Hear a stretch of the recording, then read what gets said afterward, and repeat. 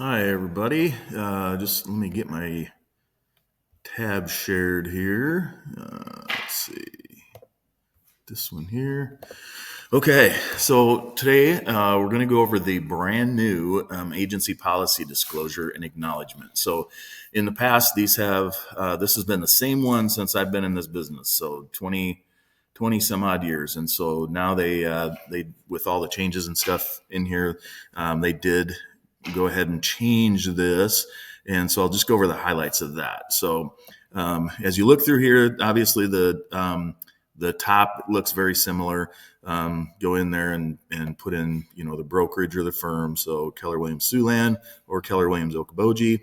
And it goes through and it talks about the types of agency representation that we as a firm offer. And so really the top four are the ones that we're going to be offering. So we've got single seller agency. You guys all know what that is. Single buyer agency, appointed agency, and then consensual dual agency. And they did simplify a lot of the language within this, so it's a little bit easier to understand. And then and we still do have the self-representation. And if you take a look at that, self-representation used to be a line with a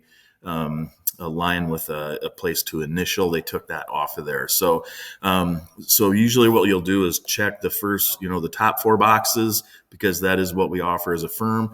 And we don't really offer self-representation, but we do facilitate it. So you can go ahead and you don't have to worry about initialing that. So then it goes on to talk about the duties of a real estate licensee to all parties of a transaction. So in other words, everybody, whether they're a client, a customer, or another agent, these are the duties that you owe to everybody within a transaction. And then specifically, what are the duties of a real estate licensee to a client? And these are, again, they did simplify these, so I do really like that.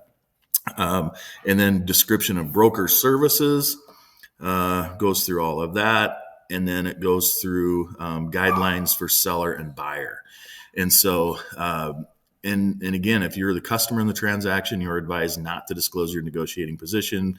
And each party in the transaction has the responsibility to protect their own interests. So really, I like this one. I think it's a lot cleaner. It is just a little bit longer, but I think it details out the duties of parties really, really well. So please read this one at length and make sure you read every word, and that way you can make sure that you go in and paraphrase this properly to your people. Obviously, we don't read these things word for word, so if you have a really, really good deep understanding, it makes it really easy to paraphrase. So, for example, this is what I do. So, and this is not right or wrong. It's just what I've always done. And so when I sit down and we start talking about agency, so here's my spiel. So I go in here and I say, well, before we get going on this, the first thing that we want to talk to you about is agency relationships and how you are represented within a real estate transaction. And so I always tell them that there's three different types of agency relationships. One is single seller agency, one is single buyer agency, and then the other one is consensual dual agency. And those are the basic ones that you guys are concerned with. And so it used to be back in the old days where the agents only represented the seller.